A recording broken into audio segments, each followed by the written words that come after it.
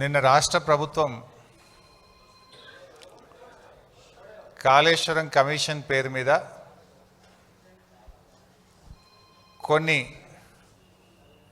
లీకుల రూపంలో రిపోర్ట్ మొత్తం బయట పెట్టకుండా వండి వార్చిన ఒక నివేదికను బయటపెట్టారు.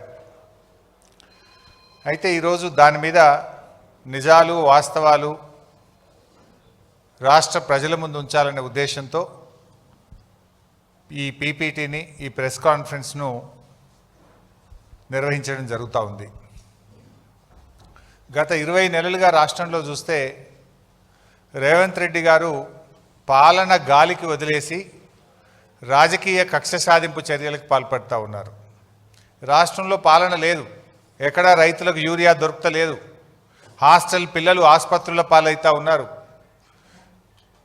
తరగతి గదుల్లో చదువుకోవాల్సిన విద్యార్థులు ఫీజు రియంబర్స్మెంట్ విడుదల చేయాలని, ఉద్యోగాలకు నోటిఫికేషన్లు ఇవ్వాలని రోడ్లెక్కుతున్న పరిస్థితి, వర్షాలు పడక నీళ్లు రాక పంటలు ఎండిపోతున్న పరిస్థితి, ఈ రకమైన పరిస్థితులు రాష్ట్రంలో ఉన్నాయి. కానీ రేవంత్ రెడ్డి గారు మా ప్రభుత్వం మాత్రం డబ్బులు దంచుకునేందుకు కమిషన్లు, ప్రతిపక్షాల మీద కక్ష సాధించడం కోసం రాజకీయ కమిషన్లు. ఇవాళ ఏం జరుగుతుందో రాష్ట్రంలో ఎవరిని అడిగినా చెప్తారు. ఫైనాన్స్ డిపార్ట్మెంట్లో బిల్లు పాస్ కావాలంటే 10%, 12% కమిషన్లని కాంట్రాక్టర్లే సెక్రటరియట్లపై ధర్నాలు చేస్తున్నారు. ల్యాండ్ కన్వర్షన్ కావాలంటే కమిషన్లు, బిల్డింగ్లకు అనుమతి రావాలంటే కమిషన్లు, మొత్తం కూడా ఈ రాష్ట్రంలో అంతా కమిషన్లమయం చేసినారు. డబ్బులు దండుకోవడానికి కమిషన్లు, ప్రతిపక్షాల మీద మరి కక్ష సాధించడం కోసం మరొక వైపు కమిషన్లు. ఈరోజు రెండు పార్టీలు కాంగ్రెస్ బీజేపీలు ఇద్దరూ కలిసి కుట్ర చేస్తూ ఉన్నారు. రెండు పార్టీలు కలిసి రాజకీయంగా ఇలా కక్ష సాధింపు చర్యలకు అటు కేంద్ర రాష్ట్ర ప్రభుత్వాలు ప్రయత్నం చేస్తూ ఉన్నాయి. మనం చూసాం ఎన్డీఎస్ఏ రిపోర్ట్. ఎన్డీఎస్ఏ రిపోర్ట్ ఏం జరిగిందో మీ అందరికీ తెలుసు. ఇప్పుడు ఇదే గోదావరి నది మీద పోలవరం ప్రాజెక్ట్ ఉంది. మరి పోలవరం ప్రాజెక్టులో కుప్పగూలింది, 3 సార్లు కూలింది. 3 సార్లు కుప్పగూలిన ఆడికి ఎన్డీఎస్ఏ బోలే. ఇదే గోదావరి నది మీద అక్కడికి ఎన్డీఎస్ఏ బోదు, రిపోర్ట్ ఇయ్యదు.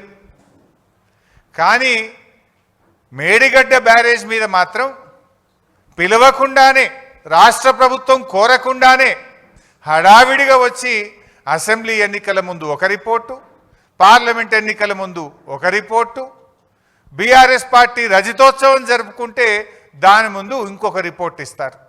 అది బీజేపీ నీతి. ఇప్పుడు ఇక స్థానిక సంస్థల ఎన్నికలు వచ్చినాయి, రేపో మాపో లోకల్ బాడీ ఎలక్షన్లు వస్తున్నాయి. అంటే ఇప్పుడు మేడిగడ్డ, సుందిల్లా, అన్నారం మీద కాళేశ్వరం కమిషన్ రిపోర్టును మళ్ళీ బయటపెట్టి రాజకీయ కుట్రలకు ఈరోజు ఈ ప్రభుత్వం పాల్పడతా ఉంది. అంటే ఎంత దుర్మార్గంగా, దానికి మీడియానే సాక్ష్యం. మీరే ఇక పిలుస్తుండ్రు అని రాసిండ్రు కమిషన్ ముందుకు. మీరే రాసిండ్రు కేసీఆర్ గారిని, హరీష్ రావు గారిని పిలవవలసిన అవసరమే లేదు, నివేదిక పూర్తయింది, రేపో మాపో ఇస్తారని మీరే రాసిండ్రు కదా.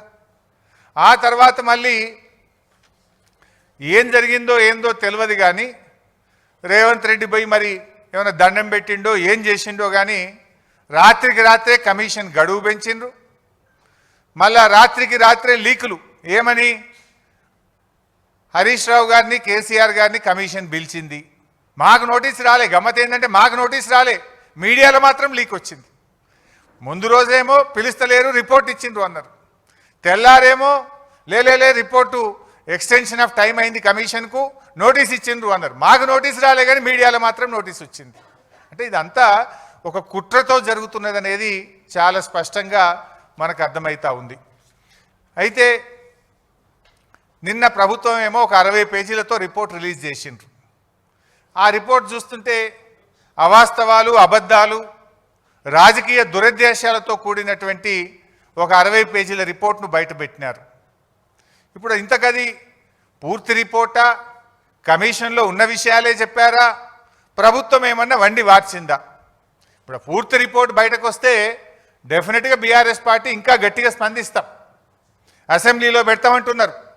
అసెంబ్లీలో 650 పేజీల రిపోర్టు పెట్టండి, చీల్చి చెండాడతాం, నిజాలు ప్రజల ముందు పెడతాం, వాస్తవాలను నిగ్గుదిల్చే విధంగా అన్ని విషయాలను కూడా శాసనసభ వేదికగా ఈ ప్రభుత్వాన్ని నిలదీస్తాం.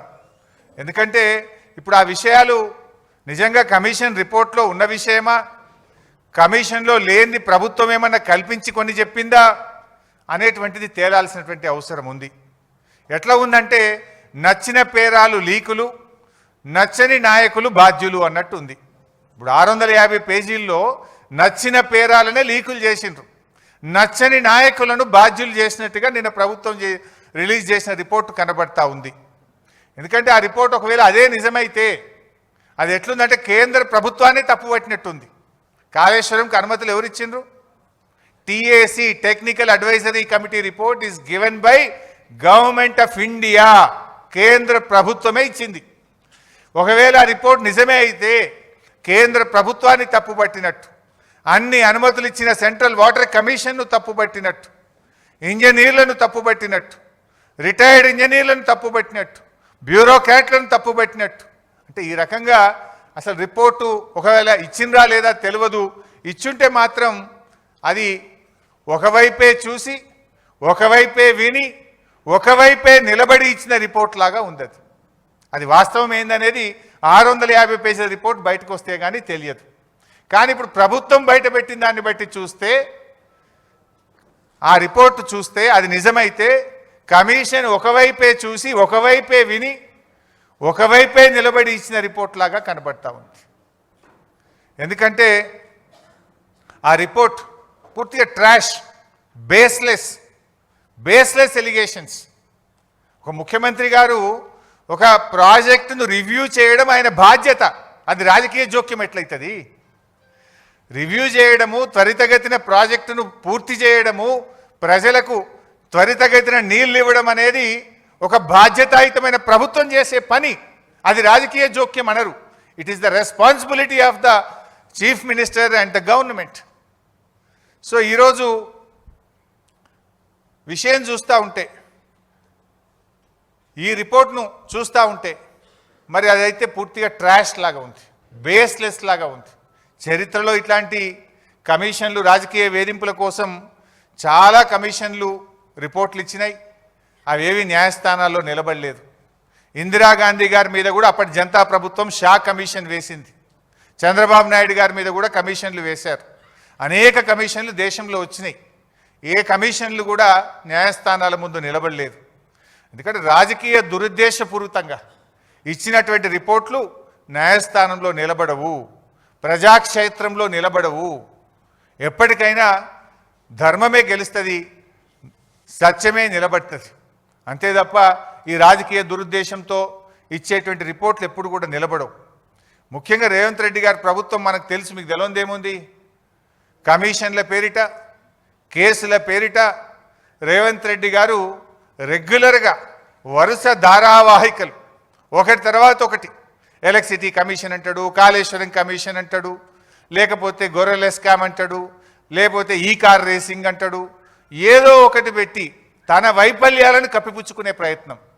ఆయన ఫెయిల్యూర్స్ మీద చర్చ జరగకుండా, ప్రజలు తిరగబడకుండా లేని కుట్రలను వరుసగా ఒక సీరియల్ లాగా నడుపుతూ ఉన్నాడు. ఆ టీవీలలో కొన్ని సీరియళ్ళు వస్తుంటాయి, జనరల్గా బాగా టాప్ సీరియల్స్ నడుస్తుంటాయి. కార్తీక దీపం అనే సీరియల్ వస్తూ ఉంటుంది. కార్తీక దీపం సీరియల్ రాగానే గుడి గంటలు అనే సీరియల్ వస్తుంది. గుడి గంటలు అయిపోగానే బ్రహ్మముడి అనే సీరియల్ వస్తుంటుంది. అట్లా రేవంత్ రెడ్డి కూడా ఓటెనుకోటో సీరియల్ లెక్క నడుపుతున్నాడు. సీరియల్ కాదు కదా, నిజాలు చెప్పు నువ్వు. ఇవి మొత్తంగా చూస్తే రైతుల ప్రయోజనాలు ఫనంగా పెట్టి కేవలం కేసీఆర్ గారిని వ్యక్తిగతంగా ఆయనని ఇబ్బంది పెట్టాలి, కేసీఆర్ గారిని హింసించాలనేటువంటి ధోరణే తప్ప రైతులకు న్యాయం చేయాలనో ప్రజలకు మేలు చేయాలనేటువంటి చిత్తశుద్ధి ఈ ప్రభుత్వానికి లేకపోయింది. ఎందుకంటే మనం స్పష్టంగా అర్థమవుతుంది, ఇవాళ కాళేశ్వరం ద్వారా నీళ్ళు ఇచ్చే అవకాశం ఉంది. రాష్ట్రంలో వర్షాలు పడక కరువు పరిస్థితులు ఉన్నాయి, పంటలు ఎండిపోతూ ఉన్నాయి. నిన్న మా బీఆర్ఎస్ నాయకులు కన్నెపల్లి పంప్ హౌస్ మోటార్లు ఆన్ చేయండి అని అక్కడికి వెళ్ళారు.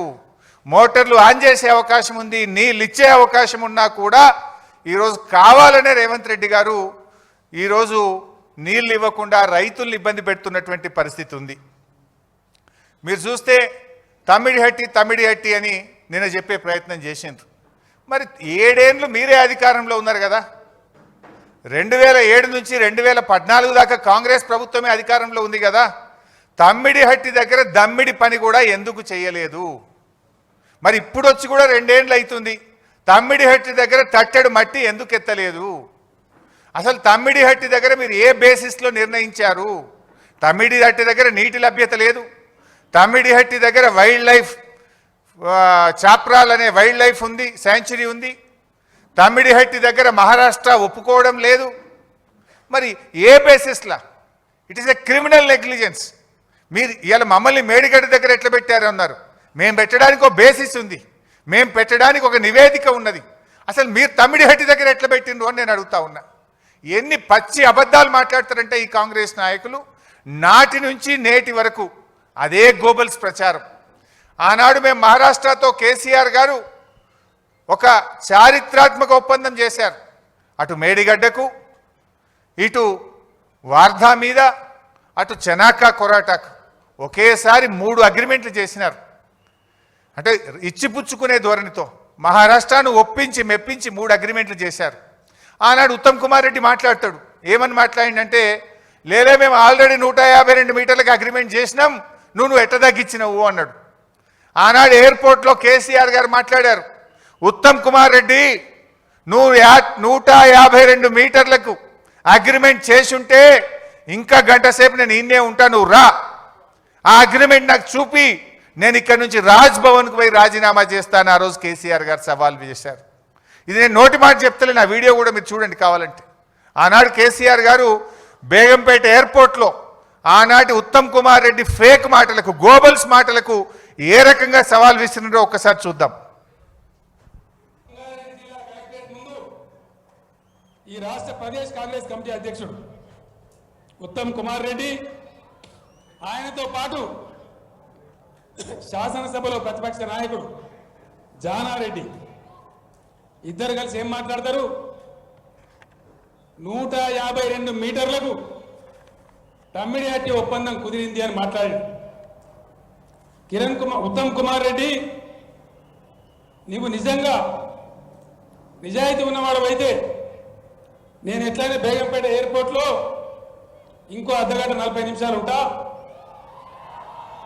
నీకు దమ్ముంటే ఆ ఒప్పందం కాగితం తీసుకొని బేగంపేట ఎయిర్పోర్టుకు రా.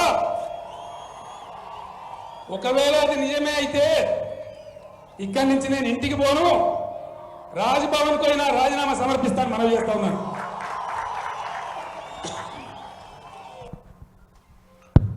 ఆ రోజు 152 మీటర్లకు అగ్రిమెంట్ ఉందని ఆనాటి పిసిసి అధ్యక్షుడు ఉత్తమ్ కుమార్ రెడ్డి మాట్లాడింది. ఉన్నదా మరి అగ్రిమెంట్? ఈ రోజు వరకు, ఆ రోజు కేసీఆర్ గారు ఓపెన్ ఛాలెంజ్ చేసిండ్రు, ఇయ్యాలటి వరకు కూడా చేయలే. నిజంగా అగ్రిమెంట్ ఉంటే 7 సంవత్సరాలు అధికారంలో ఉండి ఎందుకు తట్టెడు మట్టి కూడా మీరు తవ్వలేదు అంటే అబద్ధపు మాటలు, గోబల్స్ మాటలు.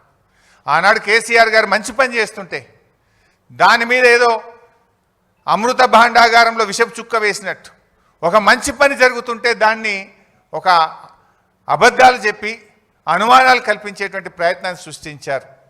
అంటే ప్రజలకు ఉపకారం చేసేది లేదు, కానీ కేవలం ప్రతిపక్షం మీద ప్రతీకారం తీర్చుకునేటువంటి ఒక ప్రయత్నం.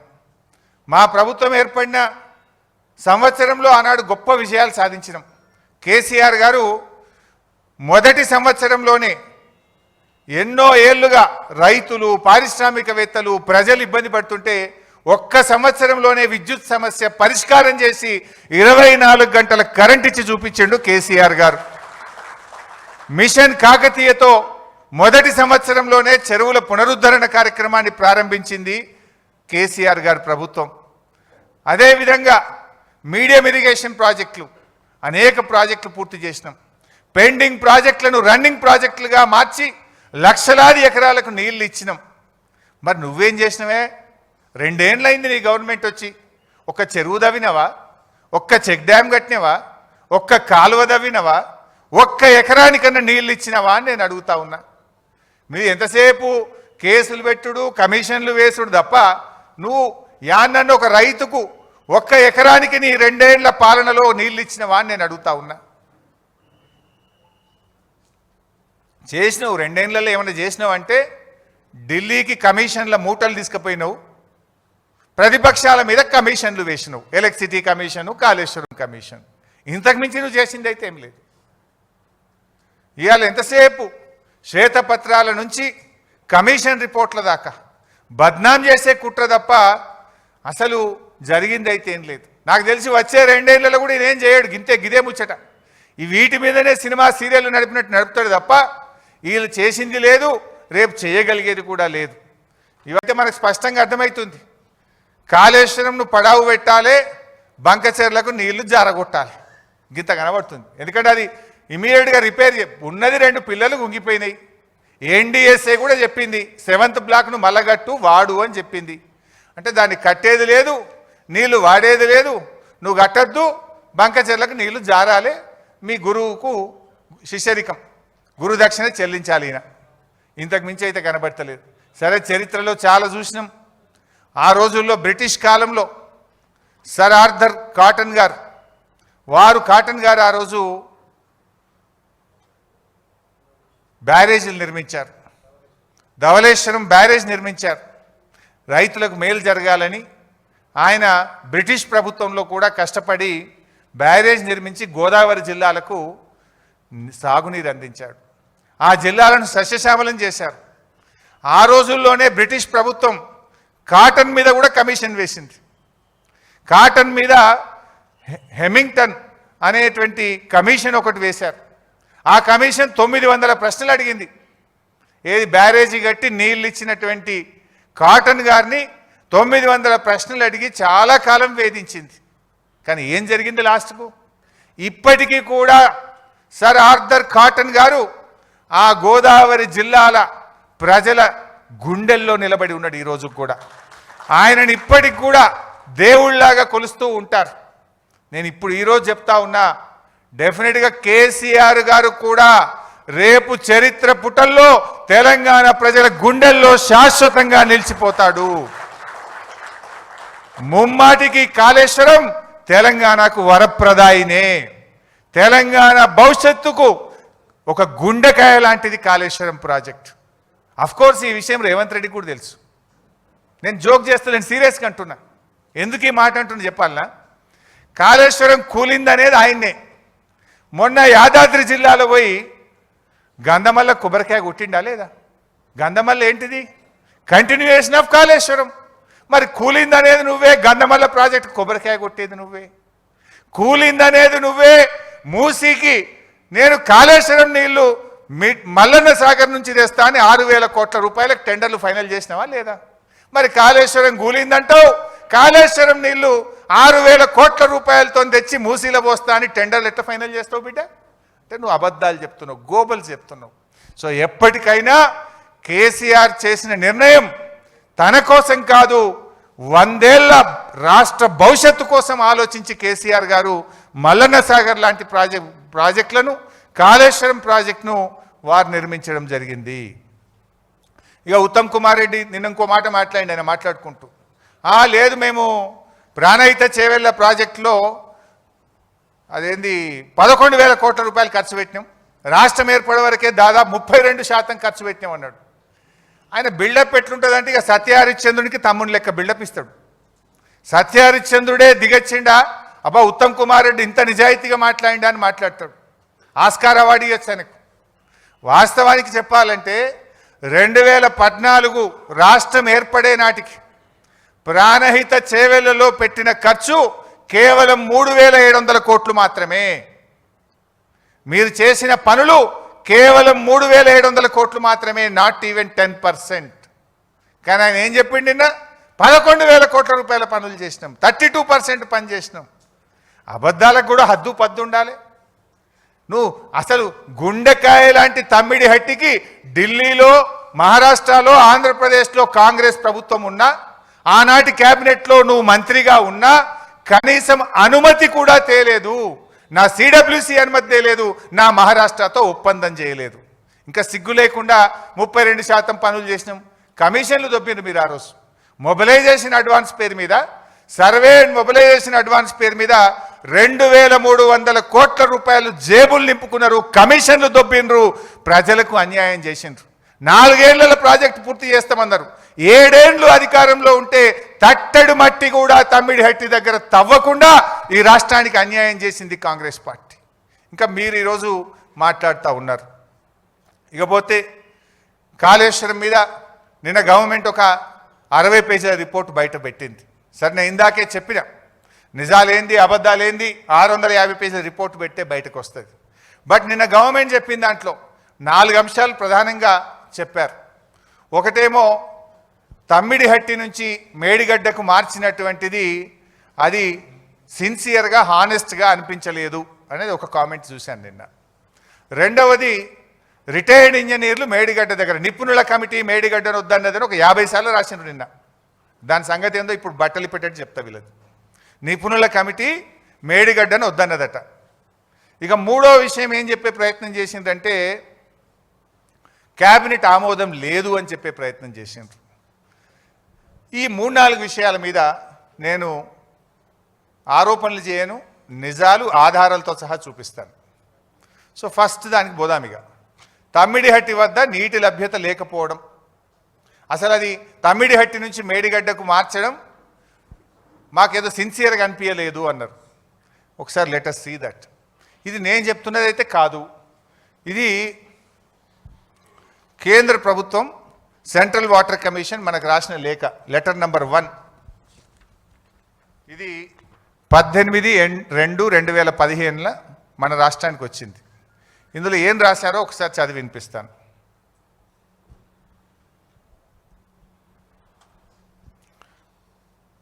There is a spillage of water during monsoon period, especially during the high water stages.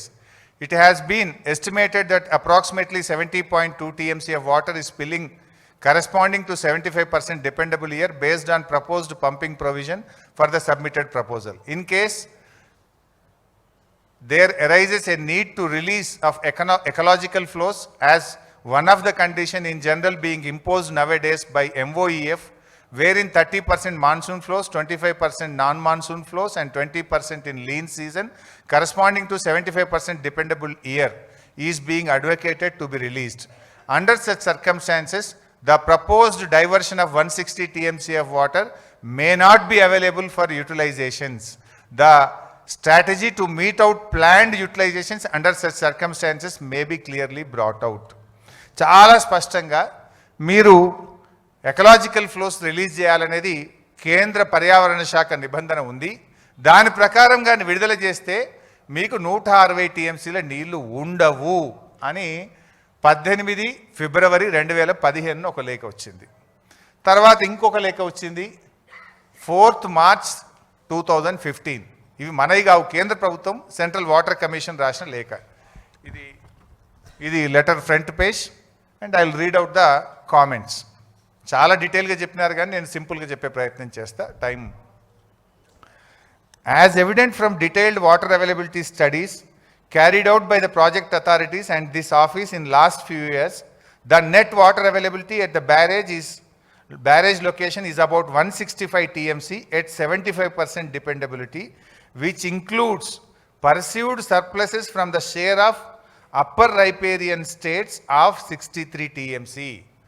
ఇప్పుడు ఏదైతే 165 TMCల నీళ్లు ఉన్నాయని మనం అనుకుంటున్నామో, పైపెరగ బాబు 165 TMCల నీళ్లు ఉన్నాయంటున్నామో, అందులో ఎగువ రాష్ట్రాలకు కేటాయించబడిన 63 కూడా కలిపి ఉన్నాయి.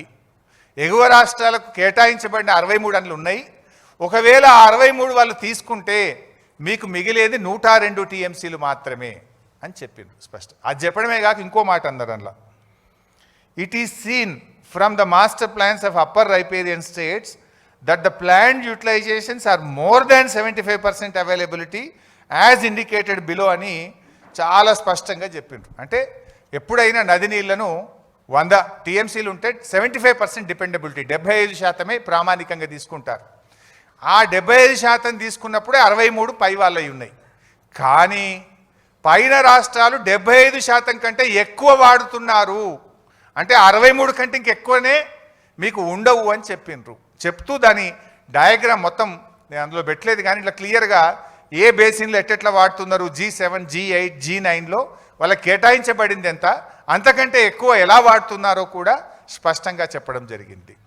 చెప్తూ ఆ కింది పారాగ్రాఫ్ చూస్తే, as such the availability of surpluses from upper riparian states as estimated at barrage site may not be reliably available in future. The project are advised to review the quantum of divertible water flows from Pranahita barrage site considering the overall availability at the location. నీళ్ళు లేవు, we're advising the project authority, review చేసుకోండి, ప్రత్యామ్నాయం చూసుకోండి అని స్పష్టంగా 2వ లెటర్లో కూడా తేల్చి చెప్పారు. నీళ్లు లేవు అని ఇంత స్పష్టంగా ఒకవైపు సెంట్రల్ వాటర్ కమిషన్ చెప్తూ ఉంటే, ఇంకొక వైపు వీళ్ళు ఏం కామెంట్ చేస్తారు, దే ఆర్ నాట్ సిన్సియర్. అంటే we have not decided, it is told by CWC. Central water కమిషనే చెప్పింది, ఒక్క లెటర్లో కాదు 2 లెటర్లలో చెప్పింది. నీళ్లు లేవని కొండబద్దలు కొట్టి సెంట్రల్ వాటర్ కమిషన్ చెప్తూ ఉంటే మీరు ఎందుకు మార్చిండ్రు, మీ మార్పు సిన్సియర్గా అనిపిస్తలేదు అని నిన్న కామెంటు రాష్ట్ర ప్రభుత్వం విడుదల చేసింది. అందులో ఇంకోటి రాసింది నిన్న, సెకండ్ స్లైడ్, ఇదైతే మరీ జోక్. నిన్న ఒకటి ఏం పెట్టిందంటే, ఉమాభారతి గారు ఒక లెటర్ రాసింది తెలంగాణ ప్రభుత్వానికి, దాంట్లో హైడ్రాలజీ క్లియరెన్స్ వచ్చిందని చెప్పిండ్రు అని చెప్పి నిన్న ఒక లెటర్ రాసిండ్రు. Next page. అదే ఉమాభారతి రాసిన లెటర్లో నేను మీడియాకు కూడా ఈ ఫుల్ లెటర్ రిలీజ్ చేస్తాను, నిన్న గవర్నమెంట్ రిలీజ్ చేయలేదు, I will release the full letter. Next slide. అదే ఉమాభారతి గారు రాసిన లెటర్లోనే ఉంది నీళ్లు లేవు అని. యు సీ బాబు డిస్టర్బ్ చేయొద్దు నాన్న, ప్లీజ్ డిస్టర్బ్ చేయొద్దు నాన్న, చైర్లు వద్దు, డిస్టర్బ్ చేయకండి, 5 minutes ప్లీజ్. అదే ఉమాభారతి గారు రాసిన లెటర్లోనే పూర్తిగా పెట్టిపోం, పేజ్ నెంబర్ 3లో ఆవిడే క్లియర్గా చెప్పింది. మీరు లాస్ట్ లైన్ చూడండి. Under such circumstances, the proposed diversion of 160 TMC of water may not be available for utilizations. The strategy to meet out planned utilizations under such circumstances need to be clarified. Uma Bharti గారే రాసిండ్రు, నీళ్లు లేవు, 160 TMCల నీళ్లు ఉండవు, మీరు ప్రత్యామ్నాయం ఆలోచించుకోండి అని ఆ లెటర్లోనే రాసిండ్రు. కానీ నిన్న కమిషన్ రిపోర్ట్ పేరిట నిన్న రాష్ట్ర ప్రభుత్వం చేసిన డ్రామా ఏంది, అప్పటికే హైడ్రాలజీ క్లియరెన్స్ వచ్చిందని ఉమాభారతి రాసిండ్రు అన్నారు. ఇది ఉమాభారతి గారి లెటరు. ఆ లెటర్లోనే చాలా స్పష్టంగా 160 TMCల నీళ్లు లేవు అని తేల్చి చెప్పారు. ఇది ఉమాభారతి గారి లెటరు. దీని తర్వాత ఉమాభారతి కింద ఉండే సెంట్రల్ వాటర్ కమిషన్ ఫిబ్రవరి నెలలో ఒకటి, మార్చి నెలలో ఒకటి కూడా నీళ్లు లేవు, ఉండవు, ప్రత్యామ్నాయం చూసుకోండి అని చెప్పింది. 3 ఆధారాలు ఉన్నాయి. ఇక ఇంత స్పష్టంగా ఉంటే వీళ్ళు దాన్ని తప్పుదో పట్టించే ప్రయత్నం చేస్తున్నారు. Next slide. అసలు తుమ్మిడిహట్ నుంచి ఎందుకు మార్చాల్సి వచ్చింది? ఇప్పుడు మీకు 3 ఆధారాలు చూపించాను. సిడబ్ల్యూసి 2 లెటర్లు, ఉమాభారతి లెటర్ నీళ్లు లేవు. దెన్ మహారాష్ట్ర గవర్నమెంట్ 152 మీటర్ల ఎత్తులో బ్యారేజ్ నిర్మించడానికి ఒప్పుకునేది లేనే లేదు అని చెప్పింది. దానికి 7 ఏళ్ళు అప్పటి కాంగ్రెస్ ప్రభుత్వం అప్పుడు అదే చెప్పిండ్రు. నేను 1 సంవత్సరం పాటు కేసీఆర్ గారు, మా ఇంజనీర్లు, మా అధికారులు, నేను కూడా స్వయంగా వెళ్ళి మహారాష్ట్రాన్ని ఒప్పించే ప్రయత్నం చేస్తే ఒప్పుకునే ప్రశ్నే లేదని తేల్చి చెప్పిండ్రు. 2వ పాయింట్, అక్కడ చాప్రాల్ వైల్డ్ లైఫ్ ఉంది. అసలు చాప్రాల్ వైల్డ్ లైఫ్ ఉన్నటువంటి చోట ఎవడన్నా బ్యారేజ్ కడతాడా? సుప్రీంకోర్టు నుంచి అనుమతి రావాలంటే 10 ఏళ్ళు పట్టినా రాదది. అంటే నీళ్ళు ఇచ్చే ఉద్దేశం కాదు, నీళ్లు లేని చోట ఇరికిచ్చిండ్రు, అంతర్రాష్ట్ర ఒప్పందాల్లో కిరికిరిలో ఇరికిచ్చిండ్రు, చాప్రాల్ వైల్డ్ లైఫ్లో కిరికిచ్చిండ్రు. అంటే మీరు అసలు తమ్మిడిహట్టి దగ్గర పెట్టుడే పెద్ద తప్పు చేసింది కాంగ్రెస్. అసలు ఇవాళ ఏదన్నా చర్యలు తీసుకోవాలంటే కాంగ్రెస్ పార్టీ మీద చర్యలు తీసుకోవాలి. ఏ బేసిస్ మీద మీరు తమ్మిడిహట్టి దగ్గర పెట్టినరు, ఎందుకు 7 ఏళ్లలో అనుమతులు తేలేదు, ఇవాళ మీరు సమాధానం చెప్పాలి. ఇంకా ఉల్టా ఇప్పుడు మమ్మల్ని అంటున్నారు. మీరు చేసిన తప్పును, మీరు చేసిన వృధా ఖర్చును నిరుపయోగం కాకుండా ఉపయోగించడం కోసమే తమ్మిడిహట్టి దగ్గర నుంచి మేడిగడ్డకు మార్చడం జరిగింది. మీరే అదే విషయం రాసిండు అక్కడ. ఆనాడు మహారాష్ట్ర ముఖ్యమంత్రి గారు మన సీఎం గారికి రాసిండ్రు. ఆనాడు 2013లో రాశారు.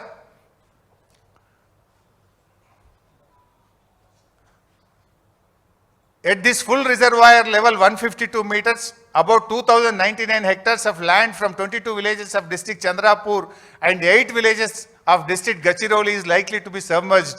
and this is the main cause of unrest among the farmers in the area. It is also requested that Andhra Pradesh government should not proceed with unilaterally decided layouts and control levels as it may lead to unfruitful expenditure. నీ సొంతగా 152 మీటర్ల ఎత్తు నిర్ణయించుకొని నీ ఇష్టం ఉన్నట్టు పనులు చేస్తే నువ్వు పెట్టే ఖర్చు వృధా అవుతుంది, దండగైతుంది. నువ్వు వెంటనే ఆప్కో, రివ్యూ చేసుకో అని హెచ్చరిస్తూ మహారాష్ట్ర ముఖ్యమంత్రి మనకు రాసిండు. ఇది మీరు చేసిన తప్పు. మహారాష్ట్రాన్ని ఒప్పించకుండా, నీళ్లున్నాయా లేవా చూడకుండా, వైల్డ్ లైఫ్లో ఇరికిచ్చి తెలంగాణకు ద్రోహం చేసింది కాంగ్రెస్ పార్టీ. మీరు చేసిన తప్పును సరిదిద్దడం కోసం కేసీఆర్ గారు దాన్ని మేడిగడ్డకు మార్చడం జరిగింది. ఇవాళ శిక్షించాల్సి వస్తే, చర్యలు తీసుకోవాల్సి వస్తే యూనిలాటరల్గా ఏకపక్షంగా మీరు తమ్మిడిహట్టి దగ్గర పెట్టి తప్పు చేసిన మిమ్మల్ని శిక్షించాల్సినటువంటి అవసరం ఉంది. నెక్స్ట్ అండ్ ఇంకొక ఆధారం మీకు. ఇప్పుడు ఏమంటున్నారు వీళ్ళు, లేలే మేము మీరు తప్పు చేసిండ్రు, తమ్మిడిహట్టి నుంచి ఎందుకు మార్చిండ్రు అన్నారు. ఒకవేళ మేము తప్పు చేస్తే సిడబ్ల్యూసి ఎందుకు ఒప్పుకుంటుందండి? If we are at fault, why CWC is agreed? మేమేం దాయలే. ఇప్పుడు కాళేశ్వరం డిపిఆర్ను కేంద్ర ప్రభుత్వానికి పంపినాం. కేంద్ర ప్రభుత్వం 11 అనుమతులు ఇచ్చింది మాకు. ఆ డిపిఆర్లో కూడా స్పష్టంగా చెప్పినాం. ఏం చెప్పినామో కూడా ఒక్కసారి చూడండి. కాళేశ్వరం డిపిఆర్లో మనము కేంద్ర ప్రభుత్వానికి మాకు అనుమతుల కోసం రాస్తాం. దాదాపు 11 అనుమతులు రావాలి ఢిల్లీ నుంచి. మన డిపిఆర్ను కేంద్ర ప్రభుత్వానికి సబ్మిట్ చేసేటప్పుడు కూడా దాంట్లో ఏం రాసినాము, there has been reservation of CWC about the availability of required 160 TMC of water at earlier proposed diversion site Tummidihatti, and hence the success of the scheme in meeting its water demand was questioned by them. CWC ఆడ నీళ్లు లేవని చెప్పింది, ఆడ కడితే మీకు నీళ్లు రావని చెప్పింది, కానీ అనే విషయాన్ని మనం డిపిఆర్లోనే రాసాం. Next page. ఇక్కడ కూడా కొంచెం పెద్దగా అన్నాను. Right. Further it may be worth while to mention the CWC has cautioned that the net water availability of 165 TMC may reduce further by 63 TMC in case of full utilization of its share by the upstream state. In the scenario, the maximum quantity which can be delivered will reduce from 130 TMC to 67 TMC even for 150 days pumping. Therefore, in case అని రాసినాం. అంటే మన డిపిఆర్లోనే ఏం రాసినాం, if we are wrong, Kaleshwaram డిపిఆర్ను కేంద్ర ప్రభుత్వానికి ఇచ్చినాం. ఆ డిపిఆర్లోనే రాసినాం, మీరే మార్చమని చెప్పిండ్రు, మీరే అక్కడ నీళ్లు లేవని చెప్పిండ్రు. మరి అక్కడ రేపు 130 కాదు 67 TMCలు కూడా వచ్చే పరిస్థితి లేదు అని డిపిఆర్లోనే రాసినాం కదా. Nothing is secret. It was openly discussed and shown in Kaleshwaram DPR. చాలా స్పష్టంగా రాసినాం. ఇదంతా కూడా అందులో మెన్షన్ చేసినాం. Next second at side page చూపినాను, దిస్ వన్. ఇదంతా కూడా కాళేశ్వరం డిపిఆర్లో మీరు చూడొచ్చు. కింద ఒక్కొక్కసారి చూపిస్తే వాల్యూమ్ 1, ఇక్కడ volume 5 chapter 1 executive summary page 1 to 5. ఇది డిపిఆర్లో ఉంటుంది. ఇది ఓపెన్ వెబ్సైట్లో ఉంటుంది. రాష్ట్ర ప్రభుత్వం దగ్గర ఉంటుంది, కేంద్ర ప్రభుత్వం దగ్గర ఉంటుంది. ఇది డిపిఆర్, ఇది ఓపెన్ పబ్లిక్ డాక్యుమెంట్. మనం ఈ డిపిఆర్లో కేంద్ర ప్రభుత్వానికి చెప్పాం, irrigation department have formulated Annaram and Sundilla barrages in addition to Medigadda barrage for the purpose of lifting required quantum of water from Godavari river and to link to Sripada Ellampalli project, subsequently diverting the water to Midmane reservoir and other reservoirs. ఇంత స్పష్టంగా ఆడ నీళ్లు లేవని చెప్పిండ్రు, ప్రత్యామ్నాయం చూసుకోమని చెప్పిండ్రు. అందువల్ల మేము మార్చినాం. మీరే చెప్పిండ్రు అక్కడ 130 కూడా రావు నీళ్ళని. అందువల్ల మేము ఇట్లా మేడిగడ్డ, అన్నారం, సుందిల్ల కట్టి ఎల్లంపల్లికి తీసుకుపోతున్నాము అని డిపిఆర్లో పెట్టి కేంద్ర ప్రభుత్వానికి పంపినాం. వేర్ ఈజ్ సీక్రెట్ ఇన్లా? Is it not sincere? Is it not honest? మీరు సిన్సియర్ లేరు, హానెస్ట్ లేరంటే we are open, we are very much sincere, we are very much honest to give water to the farmers. Next, ఇవి పర్మిషన్స్. మరి నిజంగా నీళ్ళు మనం తమ్మిడిహట్టి నుంచి మేడిగడ్డకు మార్చినాం. ఎందుకు మార్చినామో డిపిఆర్లో చెప్పినాం. చెప్పిన తర్వాతనే ఇన్ని అనుమతులు ఒక సంవత్సరంలో hydrology 30/10/2017, inter state matters 3/11/2017. Construction machinery 24 November 2017. Irrigation planning 11 May 2018. Cost appraisal 1 May 2018. Central soils 21 May 2018. Ministry of environment and forest 24 November 2017. Central ground water 21 November 2017. Tribal welfare ministry 30 January 2023. Technical advisory committee meeting 14 June 2018. ఇన్ని 11 అనుమతులు మనం సాధించాం. Ministry of environment అది government of India, technical advisory committee it is government of India, rest of the permissions is central water commission. ఇంత స్పష్టంగా కాళేశ్వరంకు అన్ని అనుమతులు, ఈ దేశంలో ఏ అనుమతులు అయితే తీసుకోవాలనో అన్ని అనుమతులు కాళేశ్వరం ప్రాజెక్టుకు తీసుకోవడం జరిగింది. సో నిజంగా మనం సిన్సియర్ లేకపోతే ఎట్లా ఇస్తుంది కేంద్ర ప్రభుత్వం? అంటే ఎవరిని తప్పుపడుతుంది కమిషన్? కేంద్ర ప్రభుత్వాన్ని తప్పుపడుతుందా? సెంట్రల్ వాటర్ కమిషన్ను తప్పుపడుతుందా? ఎవరిని తప్పుపడుతున్నారు? బ్యూరోక్రాట్లను తప్పుపడుతున్నారా? అంటే రాజకీయమైనటువంటి దాంతో మీరు తప్పుపట్టుకుంటూ పోతే ఎవరి పరువు పోతుంది రేపు? ఇంతకంటే ఫ్యాక్ట్స్ ఏం కావాలి? మేము సెంట్రల్ వాటర్ కమిషన్ రాసిన లేఖలు చూపించాను, ఉమాభారతి రాసిన లేఖ చూపించాను, మేము కేంద్ర ప్రభుత్వానికి ఇచ్చిన కాళేశ్వరం డిపిఆర్ చూసాము, కేంద్ర ప్రభుత్వం ఇచ్చిన అనుమతులు అంత స్పష్టంగా ఉన్నాయి. Where is the fault? ఎక్కడ డిస్హానెస్ట్ ఉంది? ఎక్కడ ఇన్సిన్సియర్ ఉన్నాము? Is it not open? ఇంత స్పష్టంగా కూడా మనం చెప్పాం. నెక్స్ట్, నౌ ఇది first topic. Now we're going to the second topic. అంటే ఫస్ట్ టాపిక్ ఏంది? మీరు తమ్మిడిహట్ నుంచి మేడిగడ్డకు మార్చడంలో సిన్సియారిటీ లేదు అంటే what is our sincerity, what is our honesty I have shown. Now coming to the second topic. ఇది మేడిగడ్డ బ్యారేజ్ను రిటైర్డ్ ఇంజనీర్లు వ్యతిరేకించారు. మీరు చాలా నిన్న చూసుంటారు. నిపుణుల కమిటీ వ్యతిరేకించింది, నిపుణుల కమిటీ నివేదికను తొక్కిపట్టారు, నిపుణుల కమిటీ నివేదికను పక్కదో పట్టించారు అని పదే పదే చెప్పారు. ఇప్పుడు నేను చూపించే నిజాలు, నేను చూపించే డాక్యుమెంట్ చూపిస్తే మరి రేవంత్ రెడ్డి, ఉత్తమ్ కుమార్ రెడ్డి తల ఎడబెట్టుకుంటారో నాకైతే తెలియదు. This is official document what I'm going to show. ఇది ఒక అఫీషియల్ డాక్యుమెంట్ని ఇవాళ మీ ముందు పెడతాను. చిన్నగా జయబాబు. సో మేడిగడ్డ బ్యారేజ్ మీద కేసీఆర్ గారు రిటైర్డ్ ఇంజనీర్లతో కమిటీ వేశారు. దాని మీద this is the report, retired ఇంజనీర్లు ఇచ్చినటువంటి రిపోర్ట్. ఇది ఫుల్ రిపోర్ట్. ఈ రిపోర్ట్లో అసలు ఏం అడిగింది మనము? మేము చెప్పడం కదా, వాళ్ళే చెప్పిండ్రు. The honourable chief minister has ordered the irrigation department to explore the possibilities of constructing barrage on Godavari river near Medigadda to store about 5 TMC of water in river margin and to examine whether 160 TMC of water can be directly lifted and taken to Mid-Maner reservoir. Medigadda barrage కట్టి అక్కడి నుంచి నేరుగా 160 TMCల నీళ్లను మిడ్-మానేర్ తీసుకుపోవచ్చా అనే అంశాన్ని పరిశీలించమని చెప్పారు అనేది క్లియర్గా రిపోర్ట్లో రాశారు. కింద next paragraph. The site of barrage was examined during the aerial survey and proceed site for construction of barrage is feasible in view of less width of Godavari river. As per topo study the FRL of the barrage can be fixed about 105 meters without submerging patta lands in Maharashtra. అంటే ఏం రాసిండ్రు? మేడిగడ్డ దగ్గర barrage is feasible, కట్టొచ్చు అని చాలా స్పష్టంగా రాసిండ్రా. This is in the first report. ఇది మొదటి రిపోర్ట్. ఇది నెక్స్ట్ పేరా, స్లైడ్.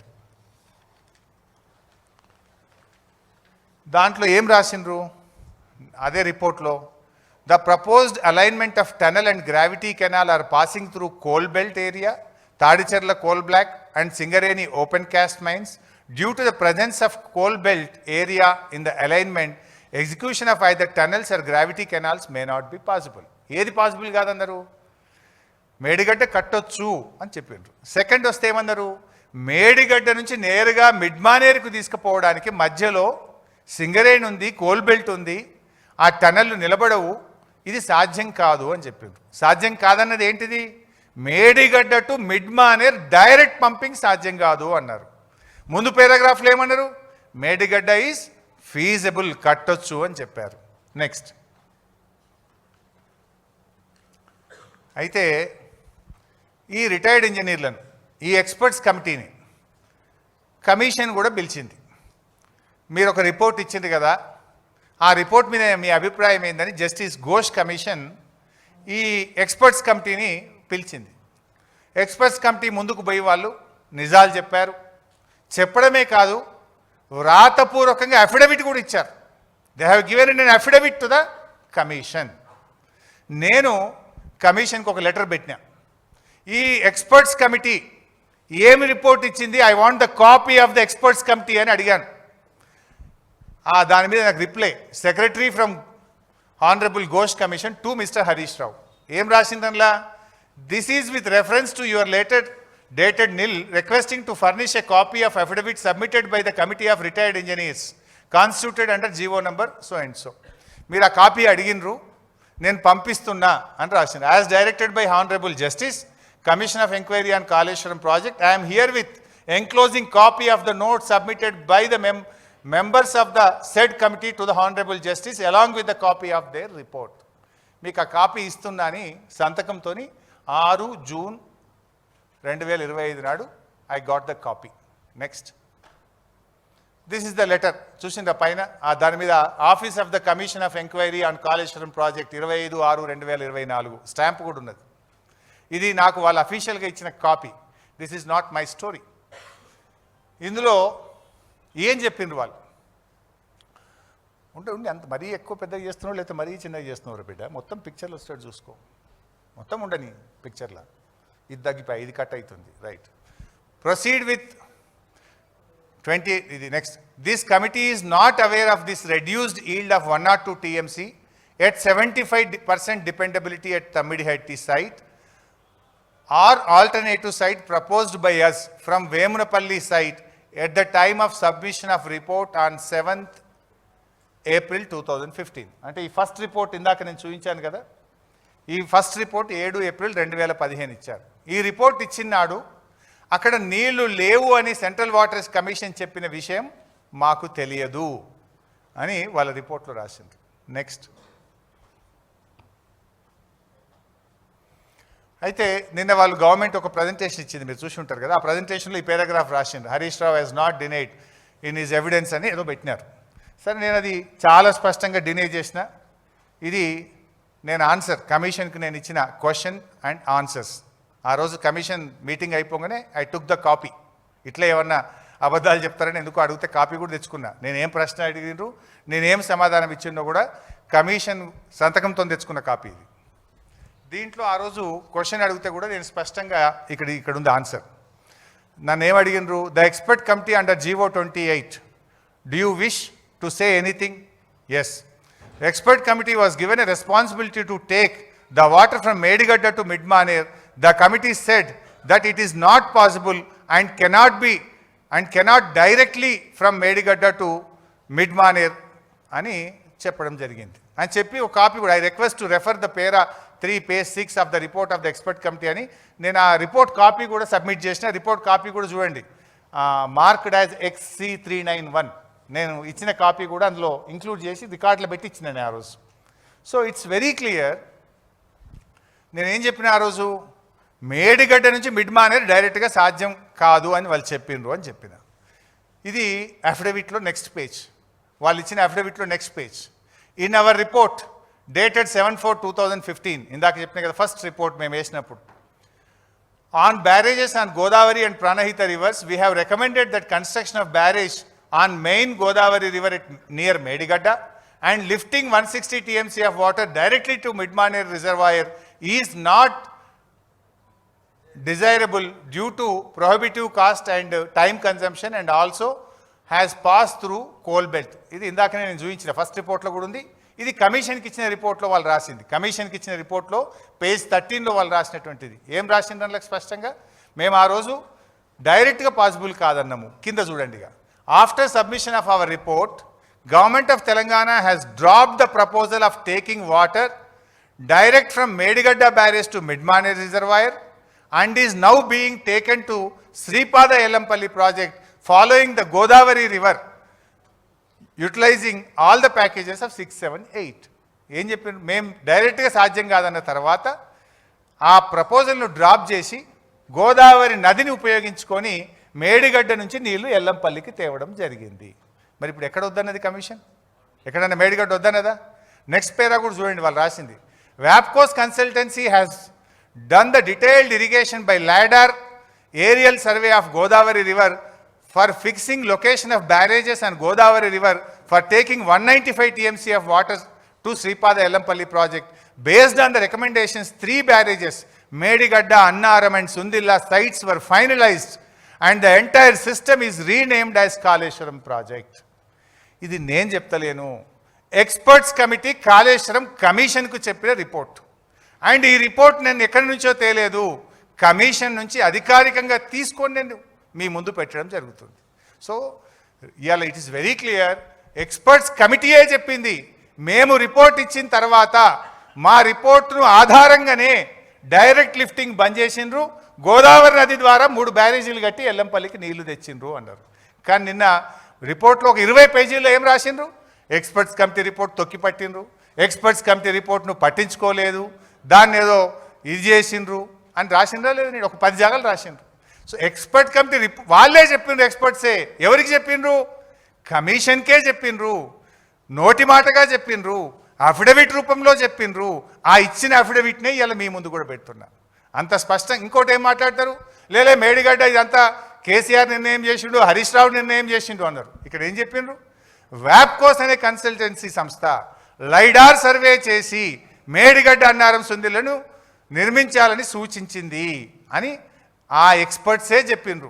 మీరు ఏ ఎక్స్పర్ట్స్ కమిటీని అయితే మేము తొక్కిపట్టినామో వాళ్ళని పట్టించుకోలేదన్నారో వాళ్ళే మీకు ఇచ్చిన నివేదికలోనే చెప్పిండ్రు. It is very clear. అంటే దీన్ని బట్టి నిపుణుల కమిటీ ఇవాళ రిపోర్ట్ను తొక్కిపట్టిందనో లేకపోతే దాన్ని పట్టించుకోలేదని ఏదైతే నిన్న ప్రభుత్వం చెప్పిందో అది నిజంగా కమిషన్లో ఉందా లేదా ఫుల్ రిపోర్ట్ వస్తే బయటకు వస్తుంది. కానీ ఇవాళ అది పూర్తిగా అబద్ధం, గోబల్సు, వీళ్ళ అబద్ధాల పరంపర కొనసాగిందనేది మనకు చాలా స్పష్టంగా అర్థమవుతుంది.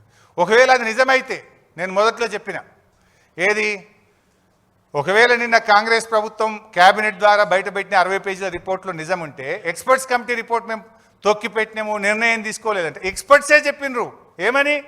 మా నివేదికతోనే రాష్ట్ర ప్రభుత్వం నది ద్వారా నీళ్లు తీసుకుపోయింది, డైరెక్ట్ పంపింగ్ బంద్ పెట్టింది అన్నారు. అంత స్పష్టంగా కమిషన్కు అఫిడవిట్ రూపంలో ఎక్స్పర్ట్సే చెప్పిన తర్వాత ఎక్స్పర్ట్స్ కమిటీ రిపోర్ట్ తొక్కిపెట్టినని ఎట్లా అంటారు? ఒకవేళ అని ఉంటే అది ఒకవైపే చూసి ఒకవైపే విని ఒకవైపే నిలబడి ఇచ్చిన రిపోర్టుగా పరిగణించాల్సి ఉంటుంది. If it is true they are one side report.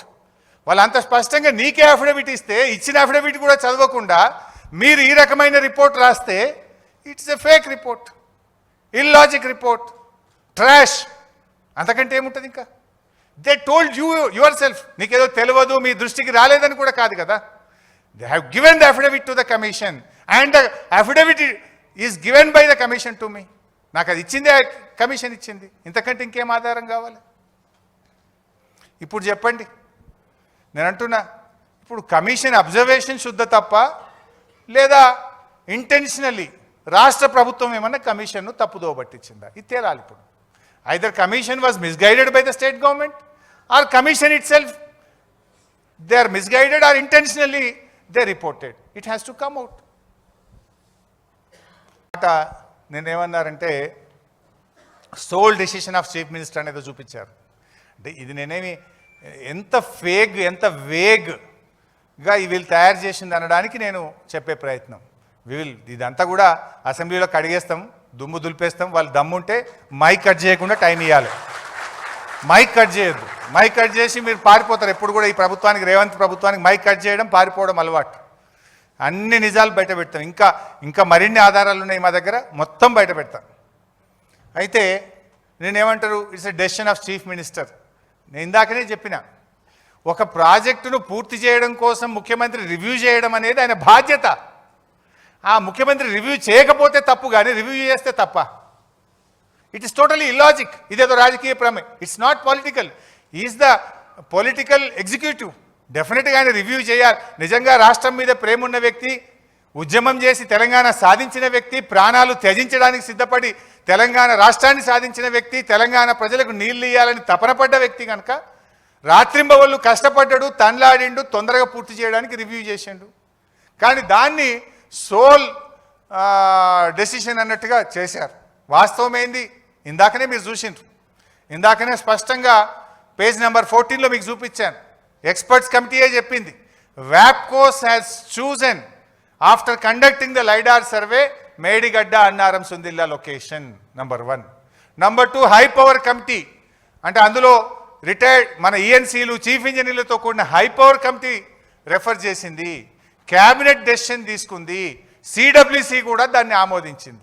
సిడబ్ల్యూసికి ఇదంతా పంపిన డిపిఆర్ కూడా చూపించిన మీకు. CWC has approved, cabinet has approved, and వ్యాప్కోస్ has suggested, high power committee has recommended. ఇంత స్పష్టంగా ఉంటే ఇది సోలో డెసిషన్ అనేటువంటి ఒక తప్పుడు ఆరోపణ మన మీద ఈరోజు ఒక కుట్రపూరితంగా చేసినటువంటి పరిస్థితి. అసలు తప్పుడు పని ఎవరైనా చేస్తే ఆనాడు తమిడిహెట్టి దగ్గర మీరు చేసిండ్రు. ఆనాడు ఏ అనుమతులు లేకుండా, నీటి లభ్యత ఉన్నదా లేదా అని చూడకుండా, మహారాష్ట్రతో ఒప్పందం లేకుండా, వైల్డ్ లైఫ్ ఉన్నదా అని చూడకుండా ఆనాడు మీరు తప్పు చేసిండ్రు. మేము అటు వ్యాప్కోస్, ఇటు హై పవర్ కమిటీ, అటు cabinet and CWC, every one has agreed. Next.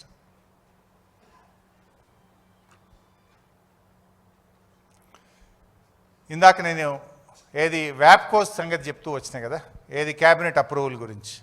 ఇది సోలో డెసిషన్ అన్నారు. It is not solo decision, it is the cabinet decision. ఇది చూడండి మీరు, ఇది క్యాబినెట్ ఎజెండా నోట్స్. యాక్చువల్గా ఇంకా నా దగ్గర ఆ రోజు మేము ఇట్లా చేస్తారు వీళ్ళని తెలియదు కదా, ఇంకా చాలా కాయిదాలతో నేను లెటర్ పెట్టిన చీఫ్ సెక్రటరీకి. నాకు హోల్ క్యాబినెట్ మినిట్స్ కావాలి, క్యాబినెట్ ఎజెండా కావాలంటే దే ఆర్ నాట్ గివింగ్. ఇంకా చాలా ఆధారాలు ఉన్నాయి. అప్పుడు గీళ్ళు గిట్లా కమిషన్లు వేస్తారు, కోడిగుడ్డు మీద ఈకలు బీక్తారు, బురద జల్తారు అనుకుంటే అన్నీ పెట్టుకుంది ఉంటాయి. బట్ నా దగ్గర ఉన్న డాక్యుమెంట్స్లోనే ఈరోజు మీకు చూపించే ప్రయత్నం చేస్తున్నా. ఇది cabinet decision on 14 June 2016.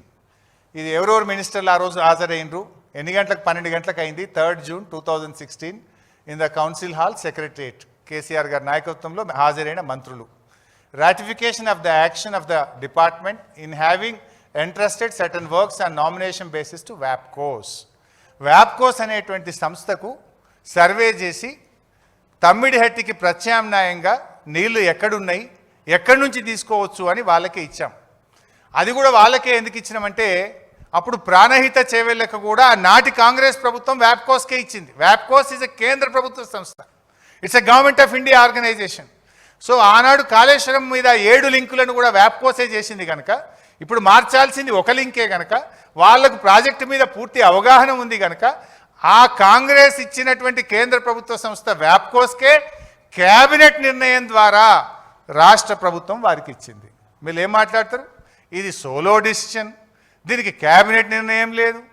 That is the cabinet resolution, it is decision of the cabinet. And మీకు ఇందాక చూశారు, ద ఎక్స్పర్ట్స్ కమిటీ, నిపుణుల కమిటీ కూడా అదే చెప్పింది. I think I'm clear here. It is not solo decision, it is cabinet decision. Next, cabinet sub committee. Cabinet sub committee on re-engineering, Kaleshwaram project వివిధ ప్రాజెక్టుల మీద వేసినారు. ఆ రీఇంజనీరింగ్ది కూడా ఇంకా డీటెయిల్స్ ఉన్నాయి, మళ్ళొకసారి చెప్తా, లెందీ అవుతుంది.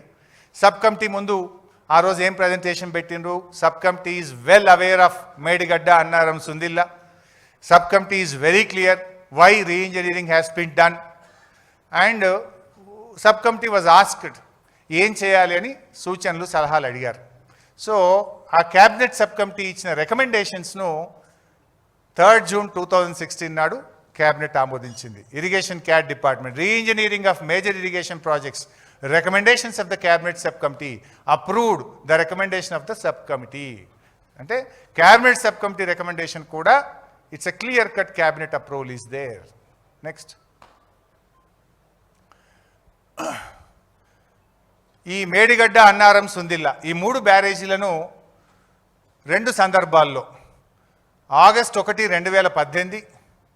మే 27, 2018, ఆగస్ట్ 1, 2021లో క్యాబినెట్ ఆమోదం తీసుకోవడం జరిగింది. First RE, second RE.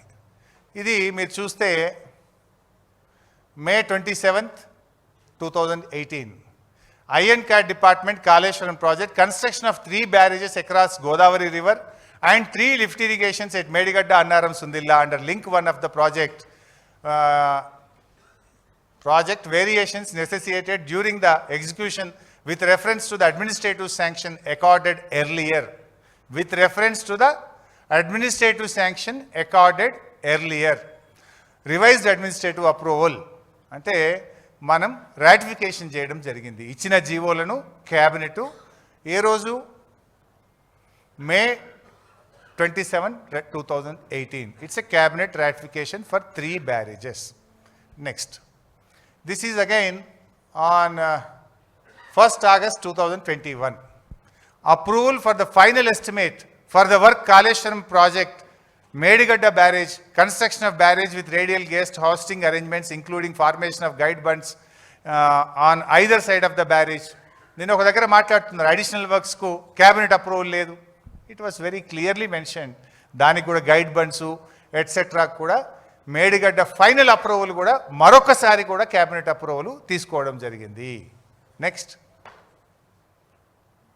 ఇది అన్నారం, ఐ థింక్ రైట్. అన్నారంకు కూడా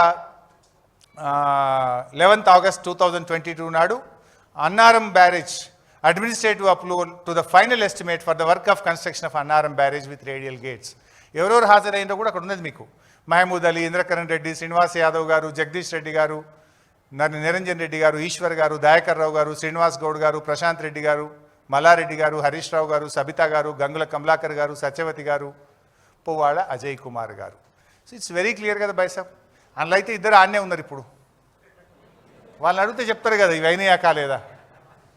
నెక్స్ట్, దిస్ ఈజ్ సుందిల్లా బ్యారేజ్కు క్యాబినెట్ అప్రూవల్. ఇంకే ఎవడన్నా క్యాబినెట్ అప్రూవల్ లేదంటే ఇంకేం చేయాలిగా నేను? ఎన్నిసార్లు ఉన్నాయి? Is it not true? ఇంకా యాక్చువల్గా నా దగ్గర ఇదే ఉంది. దీని నోట్ ఉంటుంది, క్యాబినెట్ నోట్. అది అడిగినా నేను యాక్చువల్ ఆ నోట్లో ఇంకా డీటెయిల్గా ఉంటుంది. ఒక్కొక్క నోట్లో 20, 30 పేజీలు, 50 పేజీలు, 100 పేజీల నోట్ క్యాబినెట్లో పెట్టేవాళ్ళం. ఆ రోజు డిస్కస్ చేసేవాళ్ళం. గంటల కొద్ది కేసీఆర్ గారు డిస్కస్ చేసేవారు, అప్రైజ్ చేసేవారు అందరికీ కేసీఆర్ గారు. మా సెక్రటరీ గారు చెప్పేవారు. అంటే ఆ నోటు కావాలని నేను అడిగితే ఇస్తలేదు గవర్నమెంట్. ఇంకా డీటెయిల్గా ఉంటుంది అందులో. క్యాబినెట్లో ఏమేమి పెట్టిన నోట్లో ఏమేమి డిస్కస్ చేసిందో కూడా that was very very clearly discussed. Next, sir ఇప్పటిదాకా క్యాబినెట్ అప్రూవల్స్ చూశారు, ఇంకా చాలా ఉన్నాయి. నా దగ్గర అందుబాటులో ఉన్న క్యాబినెట్ అప్రూవల్సే మీకు చూపించాను ఇప్పుడు. ఇది one more thing, the other side of the approvals. ఇది కూడా మీకు కూడా తెలిస్తే మంచిది. క్యాబినెట్ అప్రూవలే కాదు, అసెంబ్లీ అప్రూవల్స్ కూడా ఉన్నాయి. Assembly approval is more powerful than the cabinet approval. More powerful than the cabinet approval. So governor గారి ప్రసంగం 10th March 2016 నరసింహన్ గారు, గవర్నర్ గారు అసెంబ్లీలో ఉభయ సభలను ఉద్దేశించి మాట్లాడిన ప్రసంగం. అయితే మీకు ఒక ఐడియా ఉండాలి. గవర్నర్ ప్రసంగం ఎవరు తయారు చేస్తారు? ప్రభుత్వం, cabinet. It is approved by cabinet. అంటే గవర్నర్ ప్రసంగానికి కూడా క్యాబినెట్ అప్రూవల్ ఉందంటే గవర్నర్ ప్రసంగంలో మెన్షన్ చేయబడిన కాళేశ్వరంకు కూడా క్యాబినెట్ అప్రూవల్ ఉన్నట్టే కదా ఒకటి. And it is approved by governor. ఆ ప్రసంగాన్ని గవర్నర్ గారు అప్రూవ్ చేసే కదా ఆయన వచ్చి చదివేది. It is approved by cabinet, approved by governor, approved by assembly. So ప్రాజెక్టులు సరళీకృతం చేయడానికి కీలకంగా సమీక్షించి అవసరమైన చోట తిరిగి డిజైన్ చేయడం జరిగింది. అంబేద్కర్ ప్రాజెక్ట్, కాళేశ్వరం ప్రాజెక్ట్ అని దాని గురించి ఆయన స్పష్టంగా తన గవర్నర్ ప్రసంగంలో కూడా చెప్పారు. Next, this is finance minister Rajender గారి ప్రసంగం. మీకు కూడా తెలియాలి, ఫైనాన్స్ మినిస్టర్ బడ్జెట్ ఎవరు అప్రూవ్ చేస్తారు? క్యాబినెట్ అప్రూవ్ చేస్తుంది. క్యాబినెట్ అప్రూవ్ చేసిన తర్వాత ఏడికి పోతుంది? అది గవర్నర్ దగ్గరికి పోయి గవర్నర్ సంతకంతోనే ఆర్థిక మంత్రి బడ్జెట్ను అసెంబ్లీలో ప్రవేశపెడతాడు. అంటే ఫైనాన్స్ మినిస్టర్ స్పీచ్లో కూడా స్పష్టంగా చెప్పబడ్డది, ఈ అవగాహన ఫలితంగా గోదావరిపై మేడిగడ్డ, ప్రాణహితపై తుమ్మిడిహట్టి, పెనుగంగపై రాజుపేట, చనాకా కొరాట, ఇవన్నీ ఇట్లా పాలమూరు ఎత్తిపోతల పథకం, ఉత్తర తెలంగాణకు కాళేశ్వరం ప్రాజెక్టు ద్వారా, దక్షిణ తెలంగాణకు పాలమూరు ఎత్తిపోతల పథకం ద్వారా నీళ్లు ఇవ్వాలని నిర్ణయించినము అని ఆర్థిక మంత్రి తన ప్రసంగంలో అసెంబ్లీలో చెప్పారు. ఆర్థిక మంత్రి ప్రసంగం approved by cabinet, approved by governor. ఇంతకంటే క్లియర్ ఏం కావాలి? This is very clear. Next, KCR గారు ప్రజెంటేషన్ ఇచ్చిండ్రు. వీళ్ళు ఏం మాట్లాడతారు? లేలే ఒక్కడే నిర్ణయం తీసుకున్నాడు, సోలో నిర్ణయం తీసుకున్నాడు హరీష్ రావు లేకపోతే కేసీఆర్ గారు అని మాట్లాడుతున్నారు. కేసీఆర్ ఎంత ఫెయిర్గా ఉన్నాడంటే ప్రభుత్వం చేస్తున్న కార్యక్రమాలను శాసనసభకు వివరించిండు. It is first time in the history of the state. I think రాష్ట్రంలో దేశంలోనే ఫస్ట్ ఒక ముఖ్యమంత్రి పవర్ పాయింట్ ప్రజెంటేషన్ పెట్టి ఈ రాష్ట్రంలో జరుగుతున్న అభివృద్ధి కార్యక్రమాలను శాసనసభకు వివరించిన ముఖ్యమంత్రి ఈ భారతదేశంలో ఎవరు ఉన్నారంటే దట్ ఈస్ ఓన్లీ కేసీఆర్. ముఖ్యమంత్రి గారు స్వయంగా 31 మార్చ్ 2016 పైన ఉంది, 31 మార్చ్ 2016 నాడు వీడియోలో చూపిస్తూ ప్రొజెక్టర్పై ఆ ప్రాంతాన్ని చూపిస్తూ ఇది మేడిగడ్డ రిజర్వాయర్, అక్కడి నుండి ఇక్కడి దాకా లైవ్ వస్తుంది, ఈ మార్గంగా మనం సుందిల్లా అన్నారం బ్యారేజీలో నీళ్లు తీసుకుంటాము, సుందిల్లా బ్యారేజ్ దగ్గర నీళ్లు ఉంటాయి, ప్రొజెక్టర్పై ఆ ప్రాంతాన్ని చూపిస్తూ దీని నుంచి దీంట్లో నీళ్లు పోస్తే ఎల్లంపల్లి దాకా మనకు నీళ్లు ఉంటాయి, ఎల్లంపల్లి ఆల్రెడీ కట్టి ఉన్నది. ఇంకోటి బైసాబ్, ఈ డాక్యుమెంటు మీరు గూగుల్లో పోయి కొడితే అసెంబ్లీ రికార్డ్స్లో ఉంటుంది. It is not a private document, it's a public document. నేను కూడా గూగుల్లో కొట్టే తీసుకున్నా. ఇది నాకు ఎక్కడి నుంచి అసెంబ్లీలో ఇయ్యలే వాళ్ళు. ప్రతి ఎమ్మెల్యేకి ఒక పిన్ కోడ్ ఇస్తారు అసెంబ్లీ లైబ్రరీ చూసుకోవడానికి. నా కోడ్ కొట్టి నేనే తీసుకొని దాంట్లోకి ఎక్స్ట్రాక్ట్ చేసి పెట్టినా. ఇప్పుడు కేసీఆర్ గారు సోలో నిర్ణయం అంటారు. ఆయన ఎంత గొప్పగా అంటే అన్ని క్యాబినెట్ నిర్ణయాలు, సిడబ్ల్యూసి, వ్యాప్కోసు, నేను మీకు అవన్నీ చూపించాను.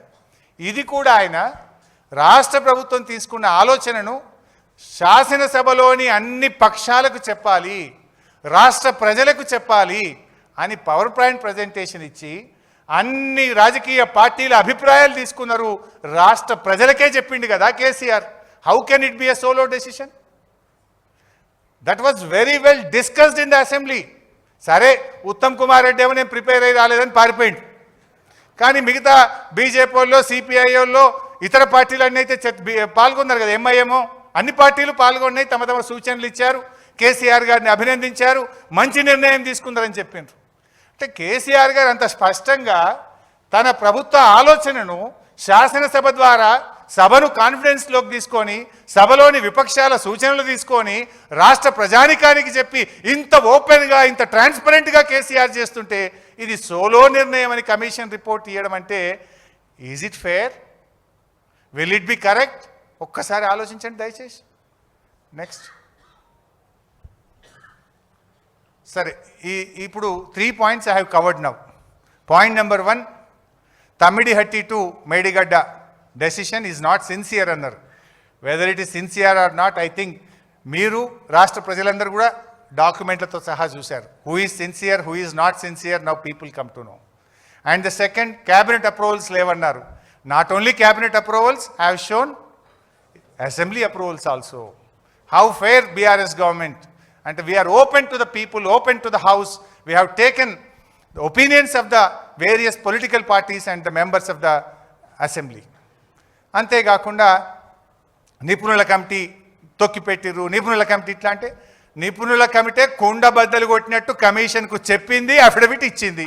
With document I have shown that. 3 points I cleared now. నిన్న ఒక దగ్గర వాళ్ళు మాట్లాడుతూ ఏమన్నారు, కేసీఆర్ గారు 71,000 కోట్లకు జాతీయ ప్రాజెక్ట్ టీమని ఢిల్లీకి రాసిండ్రు. తప్పేముంది? ప్రాణహిత కూడా రాసిండు. We're very sincere. ఇనీషియల్గా ప్రాణహిత కట్టాలని పనులు కొనసాగించడం, ప్రాణహితకు జాతీయ హోదా ఇవ్వమని ముఖ్యమంత్రిగా ప్రమాణ స్వీకారం చేసిన నెల రోజుల్లోపే కేసీఆర్ ప్రధానమంత్రికి లేఖ రాసిండు.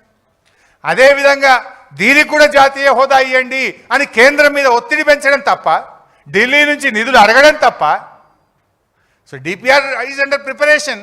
ఇంజనీర్లు ఇచ్చినటువంటి టెంటేటివ్ రిపోర్ట్ ప్రకారంగా మాకు జాతీయ హోదా ఇవ్వండి అని. ఇవాళ పోలవరంకు జాతీయ హోదా ఇచ్చినప్పుడు ఎంత, ఇవాళ పోలవరం ఎంత అయింది తెలియదా మనకు? ఆనాడు పోలవరం స్టార్ట్ చేసిన నాడు ఎంత, మధ్యలో 2 సార్లు ఎంత పెరిగింది, ఇప్పుడు ఎంత పెరుగుతుంది? 1,00,000 కోట్లైనా పోలవరం కాదు. స్టార్ట్ చేసిన నాడు 10,000 కోట్లు అన్నారు. 1,00,000 కోట్లు ఇచ్చినా పోలవరం ఇంకా పూర్తి కాదు, ఇంకా మిగిలే ఉంటుంది. పెరుగుతుంది ఏ ప్రాజెక్ట్ అయినా. సో అదేదో తప్పు అన్నట్టు మాట్లాడిండ్రు. అయితే ఇక్కడ ఇంట్రెస్టింగ్ పాయింట్ చెప్పాలి. రేవంత్ రెడ్డి రాగానే నారాయణపేట కొడంగల్ లిఫ్ట్ కొబ్బరికాయ కొట్టిండా?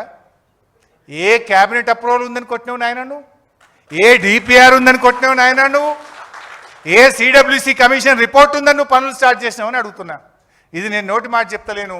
ఇన్ఫర్మేషన్ యాక్ట్లో నేను అడిగితే సమాధానం 11/9/2024లో రాష్ట్ర ప్రభుత్వ ఇరిగేషన్ శాఖ ఇచ్చిన ఆన్సర్ నాకు. Please provide calculations and details of cost benefit ratio అన్న రిప్లై డిపిఆర్ అండర్ ప్రిపరేషన్. ఎప్పుడు కొట్టిండు రేవంత్ రెడ్డి కొబ్బరికాయ? ఫిబ్రవరి 2024లో కొట్టిండు. నాకు రిప్లై ఎప్పుడు వచ్చింది? 9th month 2024లో వచ్చింది, సెప్టెంబర్లో. అంటే డిపిఆర్ లేకుండానే కొబ్బరికాయ కొట్టిండు, పనులు స్టార్ట్ చేసిండు. నెక్స్ట్ ప్లీజ్ అదే ఉండు బాబు, బ్యాక్ ఇందాకది back right. Please provide clearance documents from central water commission, ministry of environment and central electricity authority under process. అంటే సిడబ్ల్యూసి అనుమతి లేదు, ఎన్విరాన్మెంట్ అనుమతి లేదు, డిపిఆర్ లేదు. మరి ఇవాళ దాన్ని పనులు ప్రారంభించండు, బిల్లులు చెల్లించండు. ఇప్పుడు ఎవరిని వేయాలి లోపల? కాళేశ్వరంకి అన్ని అనుమతులు ఉన్నాయి. నువ్వు ఏ అనుమతులు లేకుండా, డిపిఆర్ లేకుండా, సిడబ్ల్యూసి అనుమతులు లేకుండా నువ్వు ఎట్లా కడతావు ఈ ప్రాజెక్టు అని అడుగుతున్నా. అంటే మాట్లాడు ఈజీ, దీనికి సమాధానం చెప్పండి. మరి ఇప్పుడు ఉంటే చూపి ఉత్తమ్ కుమార్ రెడ్డి. నారాయణపేట్ కొడంగల్ లిఫ్ట్ ఇరిగేషన్ ఏదైతే నువ్వు 4,350 కోట్లతో స్టార్ట్ చేసినావో దానికి సిడబ్ల్యూసి అనుమతి ఉందా? దానికి నీటి కేటాయింపులు ఉన్నాయా? దానికి డిపిఆర్ ఉందా? దానికి ఏదైనా కేంద్ర ప్రభుత్వం నుంచి ఒక్క అనుమతి ఉందా? ఏ అనుమతి లేకుండా కొబ్బరికాయ ఎట్లా కొట్టినావు, పనులు ఎట్లా స్టార్ట్ చేసినావు, బిల్లులు ఎట్లా చెల్లించినావు? సమాధానం చెప్పు ఫస్ట్. నెక్స్ట్ ఇక ఇదో కథ. ఈడు ఎన్డిఎస్ఏ అని అదొక రాగం తీస్తుర్రు. అసలు ఎన్డిఎస్ఏ సంగతి చెప్పాలి. ఇక ఈ NDSA national dam safety authority. ఈ ఎన్డిఎస్ఏలో ఎవరు పనిచేస్తారు? Who is NDSA? అది కూడా సిడబ్ల్యూసిలో అంతర్భాగం. సెంట్రల్ వాటర్ కమిషన్లో ఇందాక వ్యాప్కోస్ చెప్పిన కదా, వ్యాప్కోస్ కూడా సిడబ్ల్యూసిలో అంతర్భాగం. ఎన్డిఎస్ఏ కూడా సిడబ్ల్యూసిలో అంతర్భాగం. అక్కడ ఎవరు ఉద్యోగం చేస్తారు? సిడబ్ల్యూసి ఇంజనీర్లనే వ్యాప్కోస్ ఎండీగా వేస్తుంటారు, సిడబ్ల్యూసి ఇంజనీర్లనే ఎన్డిఎస్ఏకి వేస్తుంటారు. మొత్తం ఇప్పుడు మన జిఆర్ఎంబీకి అయినా సిడబ్ల్యూసి వాళ్ళే వస్తారు, కేఆర్ఎంబీకి అయినా సిడబ్ల్యూసి వాళ్ళే వస్తారు, పోలవరం ప్రాజెక్ట్ అథారిటీలోనైనా సిడబ్ల్యూసి వాళ్ళే వస్తారు, లేదు ఎన్డిఎస్ఏ అయినా సిడబ్ల్యూసి వాళ్ళే వస్తారు. అంటే ఆ సిడబ్ల్యూసిలో రిక్రూట్ అయినటువంటి ఇంజనీర్లలో వాళ్ళను వాళ్ళ కెపాసిటీల ఆధారంగా వేరియస్ సందర్భాల్లో ప్రమోషన్ల మీద మనకు జిఆర్ఎంబీ కేఆర్ఎంబీ ఉంది కదా హైదరాబాద్లో, అందులో కూడా సిడబ్ల్యూసీలో ఉంటారు, ఎన్డిఎస్ఏలో కూడా సిడబ్ల్యూసీ ఉంటారు, పోలవరం ప్రాజెక్టుకి కూడా సిడబ్ల్యూసీ ఉంటుంది. ఇక now I will come to the point. ఏంది అసలు ఎన్డిఎస్ఏ కథ ఏంది? మరి ఎన్డిఎస్ఏ అనేది దేశం మొత్తానికి ఒకే నీతి ఉండాలనా, రాష్ట్రంకి ఒక నీతి ఉంటుందా? గోదావరి నది మీద మనం కట్టిన మేడిగడ్డలో 2 పియర్స్ కుంగిపోయినాయి. దానికి పిలవకుండానే రాష్ట్ర ప్రభుత్వం పిలిస్తే రావాలి. అప్పుడు అసెంబ్లీ ఎలక్షన్లకు నోటిఫికేషన్ వచ్చింది, కోడ్ ఆఫ్ కండక్ట్ ఉంది. మనం పిలవకుండానే వచ్చిండ్రు. 3 రోజుల్లో రిపోర్ట్ ఇచ్చిండ్రు. 3 రోజుల్లో అసెంబ్లీ ఎలక్షన్లు ఉన్నాయని చెప్పి 1st November అనుకుంటా, 30th November ఎలక్షన్ అయింది కదా, 1st November నాడు రిపోర్ట్ ఇచ్చిండ్రు. నామినేషన్లు పడుతుందే రిపోర్ట్ వచ్చింది 1st November నాడు. అంటే మీ ఉద్దేశం ఏంది? రాజకీయ దురుద్దేశం. అది కుంగిన 2 రోజులకే వచ్చిండ్రు, 3 రోజుల రిపోర్ట్ ఇచ్చిండ్రు. మరి నేను ఒక క్వశ్చన్ అడుగుతున్నా. అదే గోదావరి నది మీద పోలవరం ప్రాజెక్టు కూలింది కదా, దాదాపు 3,000 కోట్ల రూపాయలు నష్టం జరిగింది కదా, ఒక్కసారి కాదు పోలవరం 3 సార్లు కూలింది కదా. మరి దాని మీద ఈ రోజు వరకు ఎన్డిఎస్ఏ ఎందుకు పోదు? ఎన్డిఎస్ఏ ఎందుకు రిపోర్ట్ ఇయ్యదు? 5 ఏళ్ళైంది ఇప్పటికి పోలవరం కూలి, 5 సంవత్సరాలు పని ఆగిపోయింది అక్కడ. మరి ఇప్పుడు ఏమంటున్నారు మీరు? 2 పిల్లర్లు గుంగుతేనే కేసీఆర్ మీద చర్య తీసుకోవాలి, ఇరిగేషన్ మంత్రి మీద చర్య తీసుకోవాలంటున్నావు. మరి పోలవరం 3 సార్లు కూలితే పోలవరం కట్టిన కేంద్ర ప్రభుత్వ అధినేత ప్రధానమంత్రి మీద చర్య తీసుకుంటావా? ఎగ్జిక్యూట్ చేసిన రాష్ట్ర ముఖ్యమంత్రి, ఆంధ్రప్రదేశ్ ముఖ్యమంత్రి మీద చర్య తీసుకుంటావా? ఎందుకో మాట్లాడరు అక్కడ. పోలవరం నేషనల్ ప్రాజెక్ట్, కడుతున్నది కేంద్ర ప్రభుత్వం.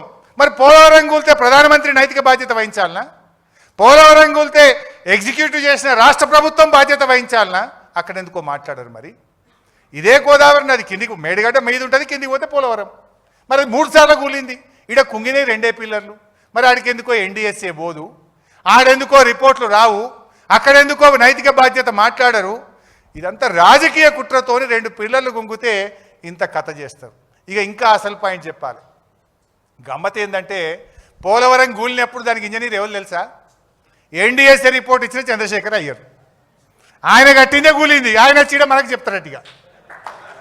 ఇది ఏం పంచాయతీ, ఎక్కడి కథ ఇది? మీకు NDSA చైర్మన్గా పనిచేసిన చంద్రశేఖర్ అయ్యర్ పోలవరం అథారిటీ చైర్మన్గా ఉంటూ నిర్మించిన డయాఫ్రేమ్ వాల్ కొట్టుకుపోయింది. అంటే పోలవరం ప్రాజెక్ట్ అథారిటీ అంటే ఏంటంటే దాంట్లో కేంద్ర ప్రభుత్వ ఇంజనీరు చైర్మన్గా ఉంటాడు, రాష్ట్ర ప్రభుత్వ ఇంజనీర్లు సభ్యులుగా ఉంటారు. అలా తెలంగాణ ప్రిన్సిపల్ సెక్రటరీ కూడా ఒక మెంబర్ ఉంటాడు, ఎందుకంటే మనకు ముంపు ఉంటుంది కనుక. అయితే ఆ పోలవరం ప్రాజెక్ట్ అథారిటీ చైర్మన్ ఎవరు? CWC ఇంజనీర్ ఎవరంటే చంద్రశేఖర్ అయ్యర్. ఇప్పుడు NDSA రిపోర్ట్ ఎవరు ఇచ్చారు? చంద్రశేఖర్ అయ్యర్ ఇచ్చాడు. ఆయన గట్టిన పోలవరమే కూలిపోతే దిక్కులేదు, ఇక ఆయన వచ్చి 2 కుంగిన పిల్లలకు రిపోర్ట్ ఇస్తారట. అంటే ఇది ఏ పార్టీ నిజాయితీ, ఏం సిన్సియారిటీ, దీని వెనుక ఉన్న కుట్ర ఏందో ఇవాళ మీరు రాష్ట్ర ప్రజలు అర్థం చేసుకోగలుగుతారు. ఇదంతా కూడా ఇంకా ఆ రిపోర్ట్లు కూడా ఎట్లా వచ్చినాయో మీకు తెలుసు ఎగ్జాక్ట్గా. అసెంబ్లీ ఎలక్షన్ల ముందు ప్రిలిమినరీ రిపోర్ట్, పార్లమెంట్ ఎలక్షన్ల ముందు మధ్యంతర నివేదిక, ఇక బీఆర్ఎస్ పార్టీ 25 ఏళ్ళు నిండిన రజతోత్సవం జరుపుకుంటుందంటే ఇక ఆ రోజు తుది నివేదిక. ఈ రకంగా చేస్తుంటారు. మరి ఇంకోటి అడుగుతా, SLBC మొన్న SLBC కుప్పకూలింది. కాళేశ్వరం అంటే ఏందో మీకు నెక్స్ట్ చెప్తా. కాళేశ్వరంలో 100 కాంపోనెంట్లు ఉన్నాయి, 100లో మేడిగడ్డ ఒకటి, ఆ మేడిగడ్డలో 2 పిల్లర్లు గుంగినాయి. దానికి ఇంత సినిమా చేసినావు. మరి SLBC మొత్తానికే కుప్పకూలింది కదా, 6 శవాలు ఈ రోజు కూడా బయటకు రాలే ఇంకా. మరి SLBC కూలితే రేవంత్ రెడ్డి, ఉత్తమ్ కుమార్ రెడ్డి కూడా బాధ్యత వహించాలి కదా రిపోర్ట్ ప్రకారంగా. 2 పిల్లలు గుంగితే కేసీఆర్ది తప్పు, హరీష్ రావు తప్పు అంటున్నావు. మొత్తం SLBC కొట్టుకుపోయింది, SLBC కుప్పకూలింది, 6 శవాలు బయటకు రాలేదు. దానికి ఈ రిపోర్టే బేసిస్ అనుకుంటే రేవంత్ రెడ్డి, ఉత్తమ్ కుమార్ రెడ్డి కూడా బాధ్యత వహించాల్సి ఉంటుంది. Are they ready? అంటే ఏంది ద్వంద్వ నీతి? ఏంది పోలవరంకో నీతి, SLBCకో నీతి, కాళేశ్వరంలో 2 పిల్లర్లకో నీతా? నెక్స్ట్ అద్దెపెట్టు ముందు రైట్. సరే, కాళేశ్వరం రేవంత్ రెడ్డి నిన్న గారిని ఎప్పుడు మాట్లాడినా ఉత్తమ్ కూడా కాళేశ్వరం కుప్పకూలింది, కాళేశ్వరం కుప్పకూలింది అని గోబల్స్ మాటలు మాట్లాడతారు. అసలు వాట్ ఈస్ కాళేశ్వరం? పోయిన ఎండాకాలంలో కూడా కాళేశ్వరం ద్వారా లక్షలాది ఎకరాల్లో పంట పండింది. I'm ready for any kind of challenge. పండలేదా కాళేశ్వరం ద్వారా?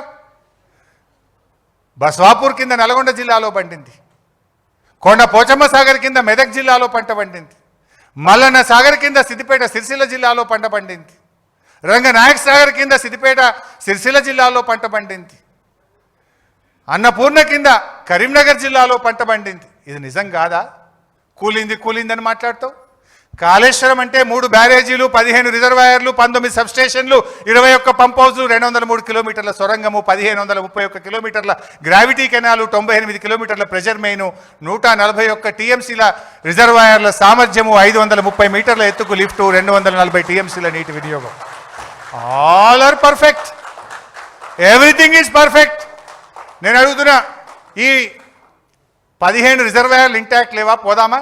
ఎవరు వస్తారో రండి, పోదాంపా. బసవాపూర్ పోయి నిలబడి చూద్దాంపా, కొండ పోచమ్మ మీద నిలబడి చూద్దాంపా, మల్లన్న సాగర్ కట్ట మీద నిలబడి చూద్దాంపా, రంగనాయక్ సాగర్ కట్ట మీదకి పోయి అడుగుదాంపా, అన్నపూర్ణ కట్ట మీద పోయి నిలబడదాంపా. 15 రిజర్వాయర్లు పర్ఫెక్ట్గా ఉన్నాయా లేవా? ఆ రిజర్వాయర్ల కింద నీళ్లు పారుతున్నాయా లేవా? పంటలు పండుతున్నాయా లేవా? మరి కూలింది అంటావు. 19 సబ్స్టేషన్లు పర్ఫెక్ట్ ఉన్నాయి, 21 పంప్ హౌస్లు ఇంటాక్ట్ ఉన్నాయి, 203 కిలోమీటర్ల టనల్ ఇంటాక్ట్ ఉన్నది, 1531 కిలోమీటర్ల గ్రావిటీ కెనాల్ పక్కాగా ఉన్నది, ఇన్ని 98 కిలోమీటర్ల ప్రెజర్ మెయిన్ పక్కా ఉన్నది. గా 3 బ్యారేజీల్లో 1 బ్యారేజీలో 2 పియర్లు ఉంగినాయి గంతే. అది పెట్టు బాబు. నెక్స్ట్ ఇది సుందిల్లా 74 గేట్లు. 74 గేట్లు అంటే ఈ 2 piers, this is called pier, this is called pier. ఈ 2 పియర్ల మధ్య ఉండేది గేట్. ఇదొక పియర్, ఇదొక పియర్, 2 పియర్ల మధ్య ఉండేది గేట్. సో గేట్ల సంఖ్య 74. అంటే ఏమవుతుంది? పియర్లు 75 ఉంటాయి, ఒకటి ఎక్కువ ఉండాలి కదా, మధ్యలో రావాలి కదా. సో సుందిలలో 75 పియర్లు ఇంటాక్ట్ ఉన్నాయి, బ్యారేజ్ ఇంటాక్ట్. ఇది నేను చెప్పలే, ఉత్తమ్ కుమార్ రెడ్డి శాసన మండలిలో కోదండరాం ప్రశ్న అడిగితే సుందిల్ల అన్నారం బ్యారేజీలు సేఫ్ అని ఉత్తమ్ కుమార్ రెడ్డి అసెంబ్లీలో చెప్పిండు. అడిగింది కోదండరాం, చెప్పింది ఉత్తమ్ కుమార్ రెడ్డి. ఇప్పుడు రాజకీయాల కోసం డ్రామాలు ఆడుతున్నారు. మరి అసెంబ్లీలో మాట, బయట ప్లాట్ఫామ్ల మీద మాట ఉంటుందా? Your self you told in the assembly Sundilla Annaram barrages are safe. Yes, today also we are saying Kannepalli pump house ottu ee nimishaniki neelu bari ichchochu, Telangana raitanganiki neelu andichchu. So Sundillalo 75 piers intact, barrage is intact. Annaram 65 gates ante 66 piers, 66 piers intact, barrage is intact. Now coming to Medigadda, 85 pier gates ante 86 piers ఉంటాయి. 86 పియర్లలో కుంగినే ఎంత? 2. ఇక కాళేశ్వరం కూలిందంటేనేమైనా మరి ఇంతకుముందు చూపించినాయి కదా, 15 రిజర్వాయర్లు పక్కా ఉన్నాయి, 203 కిలోమీటర్ల tunnel పక్కా ఉంది, 21 పంప్ హౌస్లు పక్కా ఉన్నాయి, సబ్స్టేషన్లు పక్కా ఉన్నాయి, 1531 కిలోమీటర్ల గ్రావిటీ కెనాల్ పక్కా ఉన్నది, అన్ని పక్కా ఉన్నాయి. 2 పియర్లు కుంగితే కాళేశ్వరం కూలింది అని దొంగ మాటలు దుష్ప్రచారం చేయడం కాదా? ఇది సమాజాన్ని తప్పుదో పట్టించడం కాదా? 2 పియర్లు రిపేర్ చేసి రైతాంగానికి నీళ్ళు ఇవ్వడం నీ ప్రాధాన్యతన్నా? ఎంతసేపు కేసీఆర్ మీదనో బీఆర్ఎస్ మీద బురద తల్లి రాజకీయ పబ్బం గడుపుకోవడం నీ యొక్క బాధ్యతనా అని నేను అడుగుతా ఉన్నా. నీ ప్రియారిటీ ఏంది అని నేను అడుగుతా ఉన్నా. సో దీన్ని బట్టి ఇంకా చాలా విషయాలు ఉన్నాయి, కానీ I don't want to take much time. But ఒకటే విషయం, ఇప్పుడు నేతి బీరకాయలో నెయ్యి ఎంత ఉన్నదో తెలుసుకోవడానికి ఒక విషయం సరిపోతుంది. అన్నం ఉడికిందా లేదో చూడాలంటే ఒక మెతుకు ముట్టుకుంటే తెలిసిపోతుంది. ఈ రిపోర్ట్ నిజమా అబద్ధమా సరే 650 పేజీలు బయటకు వస్తే తెలుస్తుంది. బట్ నిన్న వాళ్ళు చెప్పిన దాని ప్రకారంగా అది నిజమే అనుకుంటే, నేను 3 ఆధారాలు కుండ బద్దలు కొట్టినట్టు చెప్పిన కదా, క్యాబినెట్ అప్రూవల్ లేదు అంటే ఉన్నది అని మూపోటు జవాబు ఇచ్చినాం. నిపుణుల కమిటీ పక్కకు పెట్టినరు అంటే ఆ నిపుణుల కమిటీ అఫిడవిట్ రూపములో కమిషన్కే సమాధానం చెప్పింది, మా రిపోర్టు మీదనే ప్రభుత్వం నిర్ణయం తీసుకున్నది అని. ఇక నీళ్లు లేవు అని ఉమాభారతి లెటర్ చూపిస్తే ఆ లెటర్లోనే 3వ పేజీల ఆమెనే చెప్పింది నీళ్లు లేవు అని చెప్పి, అది కూడా బయట పెట్టినా. ఇప్పుడు ఎక్కడ నిజాయితీ ఉంది, ఎవరిది నిజాయితీ అని నేను మాట్లాడుతాను. మీదంతా కూడా రాజకీయ పబ్బం కట్టుకునే ప్రయత్నం. కేసీఆర్దేమో తపన, తన్లాట, ఆర్తి, నా ప్రజలకు నా రైతులకు నీళ్లు రావాలనే తన్లాట. ఈరోజు కూడా చెప్తున్నాం, నువ్వు చేస్తే నీకే గౌరవం, నువ్వు చేయకపోయినా మళ్ళీ వచ్చేది బీఆర్ఎస్ ప్రభుత్వమే. ఖచ్చితంగా 2 పిల్లర్లను మరమ్మతు చేస్తాం, రైతాంగానికి నీళ్ళు ఇచ్చి తీర్థమని చెప్పి నేను మీకు మనవి చేస్తా ఉన్నా. ఇప్పుడే ఒక మెసేజ్ ఇస్తుండ్రు, కరెంట్ కట్ చేస్తున్నట నా పీపీటీ చూడొద్దని జిల్లాలలో. సరే, ఫోన్లలో చూస్తున్నట కరెంట్ కట్ చేస్తే. సరే, అది వాళ్ళ విజ్ఞత, ఏదో అంటారు చూడండి, దాన్ని పెట్టి అరిచేతిని అడ్డం పెట్టి ఆపలేరు అన్నట్టు నిజాలను ఎప్పుడు కూడా ఆపలేరు. సరే, ఒక సామెత ఉంటుంది, నిజం గడప దాటక ముందే అబద్ధం ఊరంతా చుట్టేస్తుంది అన్నట్టు. ఇవాళ మీరు గోబల్స్ ప్రచారం చేసి మా మీద దుష్ప్రచారం చేసిండ్రు. ఎప్పటికైనా అంతిమంగా నిలబడేది న్యాయం, గెలిచేది ధర్మం. ఖచ్చితంగా మళ్ళీ బీఆర్ఎస్ వస్తుంది. బిడ్డ నువ్వు చేస్తావా చెయ్యి, రాజకీయాలు పక్కన పెట్టి రైతు ప్రయోజనాల కోసం పనిచేయి. లేదన్నా మళ్ళీ వచ్చిన తర్వాత మేము కొద్ది నెలల లోపలనే రీస్టార్ట్ చేస్తాం, రైతాంగానికి నీళ్ళు ఇస్తాం, కాళేశ్వరం తెలంగాణకు వరప్రదాయిని అని రుజువు చేసి చూపిస్తామని చెప్పి మనవి చేస్తూ ఇంత ఓపికగా విన్న మీ అందరికీ ధన్యవాదాలు. Thank you. జై తెలంగాణ, జై కేసీఆర్.